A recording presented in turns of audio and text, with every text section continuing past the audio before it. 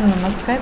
मो पूर्व वीडियो आपको अमारन क्लिप्स बा कोशला शाग विषय कही एवं तो मंजी विषय कह मंजी खाइबा द्वारा आमको सब कौन बेनिफिट्स मिलता है। एथर विभिन्न वेराइटी ऑफ विटामिन्स मिनरल्स सब रही है। विटामिन ए, सी, के, ई, विटामिन B5, B6, राइबोफ्लाविन, नायासिन सब एथर रही है।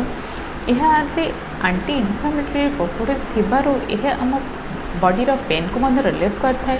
डायबिटीज कंट्रोल करता है। हार्ट पेशेंट में भल होता है। कैंसर को प्रिवेंट करता है। एथिरे लाइसिन थिबारु यह बॉडी रे हमर कैल्शियम अब्जॉर्प्शन करता है। एवं मसल्स प्रोटीन कंटेंट भल थिबारु यह बॉडी रे मसल्स गेन्स करिपारे मध्य हेल्प करता है। जदि आम 100 ग्राम रो सीड्स अमरन सीड्स तार फ्लोर नौ हमको 102 ग्राम कैलोरी एवं 3.8 ग्राम प्रोटीन, 18.69 कार्बोहाइड्रेट, 1.58 ग्राम फैट एवं 2.1 ग्राम फाइबर मिलता है। यह हमें प्रत्येक दिन खाइबा द्वारा आम इम्यूनि सिस्टम को मेंटेन करता है। एनर्जी लेवल को बूस्ट करता है।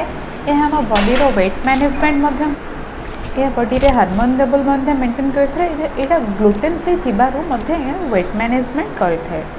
यहाँ आम प्रत्येक दिन आम खाद्य नहीं पार। यहाँ आम पाउडर रे आम तार रोटी बन के नहीं पार। आदि सूप नौ कॉर्नफ्लोर जगह आर फ्लोर को यूज कर पार।